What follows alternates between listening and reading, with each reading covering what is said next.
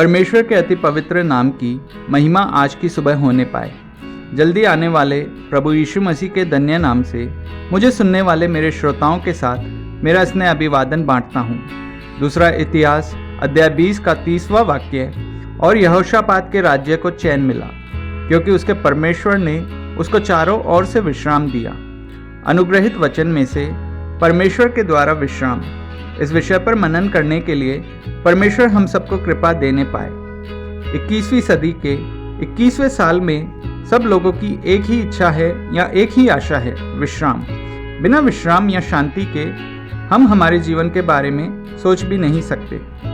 तन मन, सब धन संपत्ति, हर प्रकार की स्वाधीनता वाले बड़े लोग अगर हम जीवन में अपने चारों ओर देखें तो वे लोग बिना विश्राम या शांति के हमें इधर उधर भटकते हुए नजर आएंगे। आज पढ़े हुए वचन में अगर हम देखें तो उसमें परमेश्वर ने यहोशापात और उसके राज्य को बहुत ही अधिक रूप से शांति और विश्राम प्राप्त किए हुए अनेक कारणों का वर्णन हमें इस अध्याय से सीखने को मिलता है। उसमें सबसे अधिक प्रधान कारण है उस अध्याय का 3रा वाक्य। तब यहोशापात डर गया और यहोवा की खोज में लग गया और पूरे यहूदा में उपवास का प्रचार करवाया। और अधिक व्यक्तिगत रूप से बोले तो अपने जीवन के सबसे कठिन अवस्थाओं में परमेश्वर से जुड़कर परमेश्वर की खोज करें। इस महामारी की अवस्था में कई परमेश्वर के भवन बंद रहने की अवस्था में कितने ही घर हैं जो परमेश्वर की आराधना के लिए आराधना भवन में बदल दिए गए हैं। यह सब हम परमेश्वर की खोज कर रहे हैं उसके कुछ उदाहरण हैं। अनेक विषयों में जब मन व्याकुल रहता है तब साथ प्रार्थना करने के लिए एक विश्वासी, एक परमेश्वर के दास कोई हमारे साथ में नहीं है।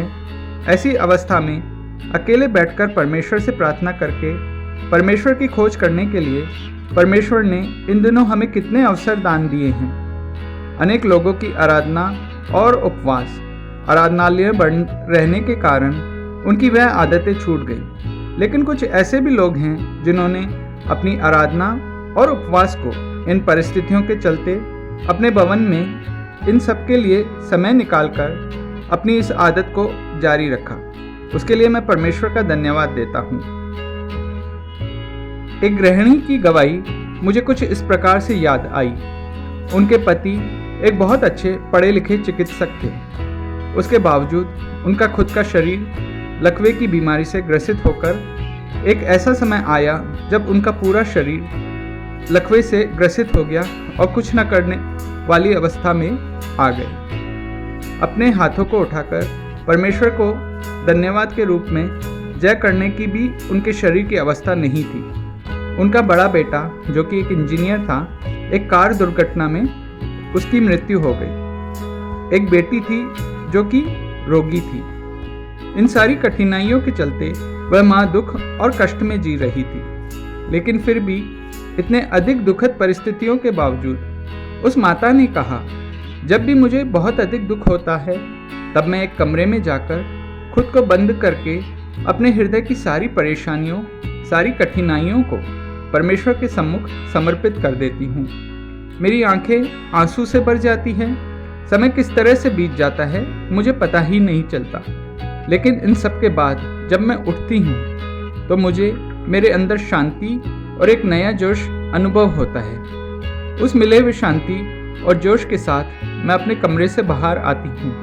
प्रियजनों, उपवास और प्रार्थना से परमेश्वर की खोज करने वाले जब परमेश्वर के साथ जुड़े रहते हैं तब हम परमेश्वर की एक बहुत अधिक कृपा अपने अंदर बढ़ते हुए महसूस कर पाएंगे।